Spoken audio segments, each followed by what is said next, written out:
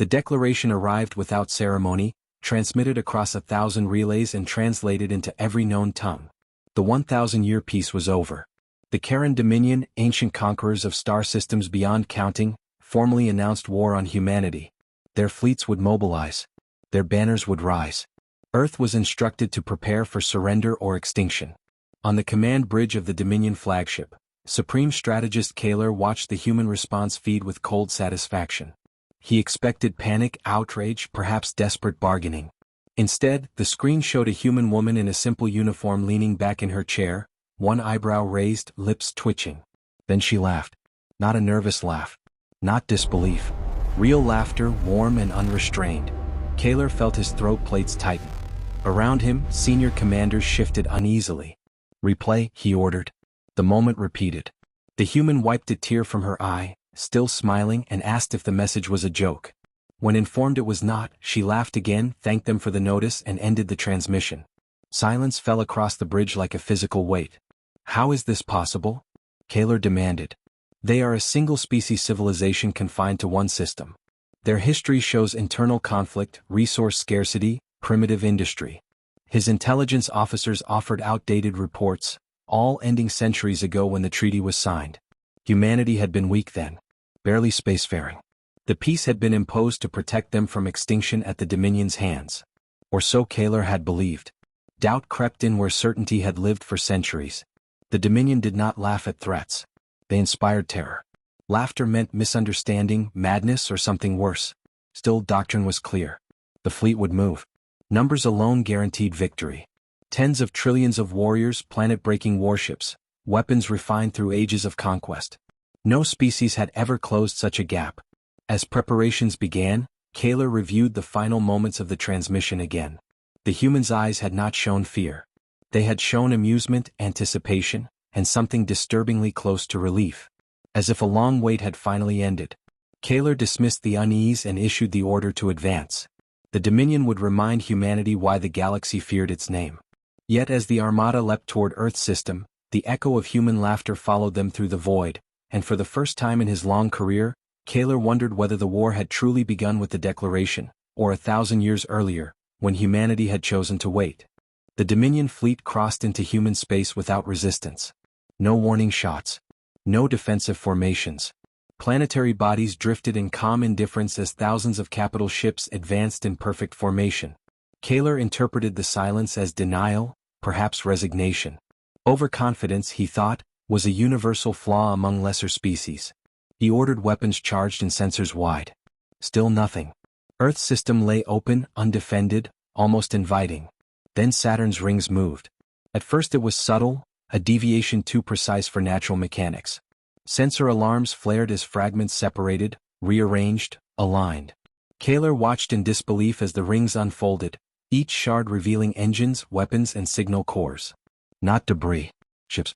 Millions of them, hidden in plain sight, awakening as one vast organism. The tactical display flooded with new contacts, numbers climbing beyond comprehension. An incoming transmission cut through the chaos.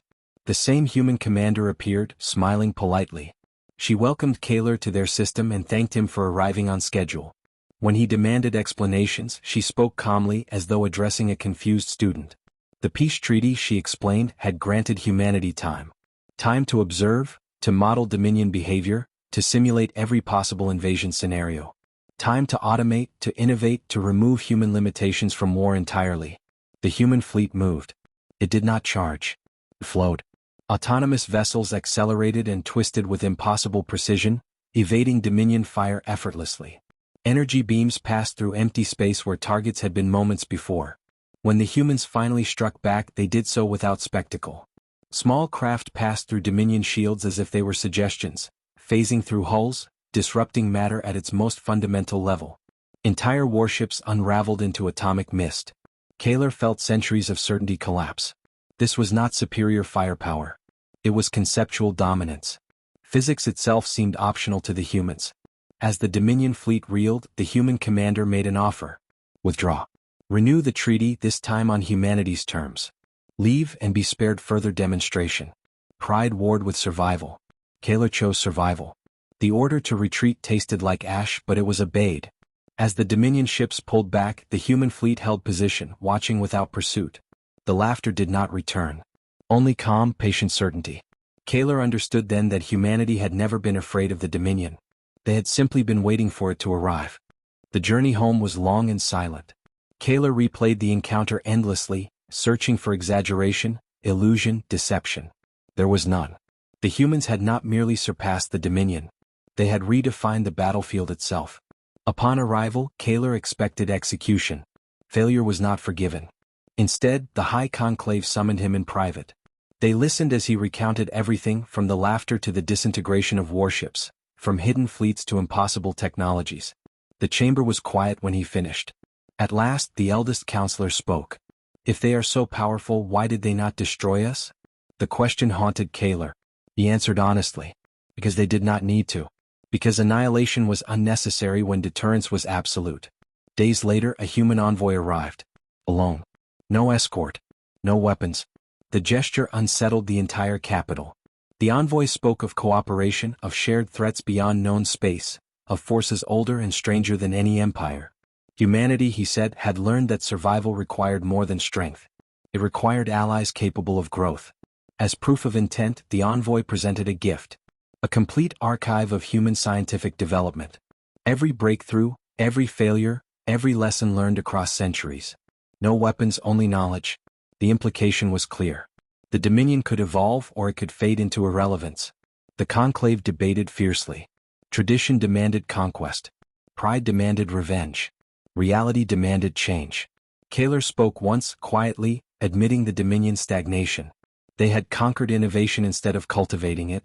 Humanity had done the opposite. The vote was close, but the decision was made. The Dominion would learn. When the envoy departed, Kaler felt something unfamiliar settle within him. Not fear.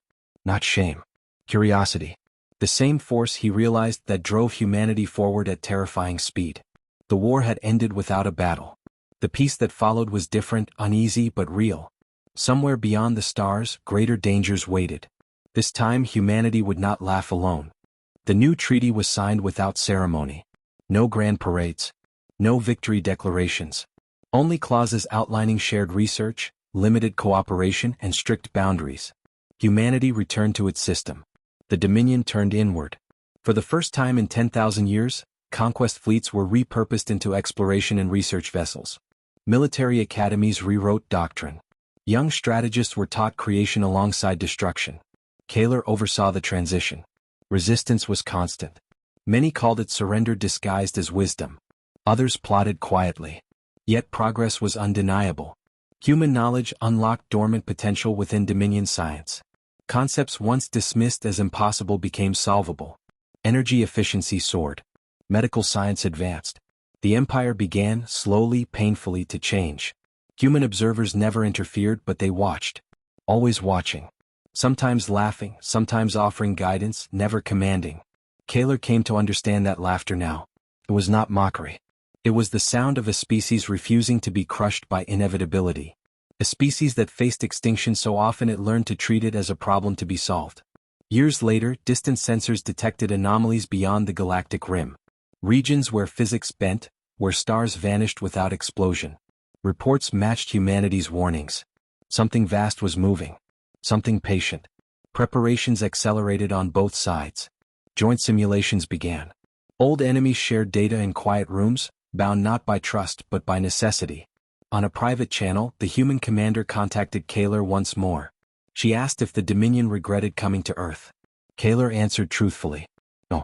If they had not, the Dominion would have remained blind. The human smiled, softer now, and said the laughter had never been about dominance. It had been relief. Relief that when the galaxy finally knocked on humanity's door, they were ready. As the signal ended, Kaler gazed at the stars with renewed perspective. The 1,000-year peace had indeed ended. But in its place stood something far more dangerous to stagnation than war. Change. And for the first time in Dominion history, Kaler believed they might survive it, not as conquerors but as equals, standing beside the strange, laughing species that had waited a millennium to be heard.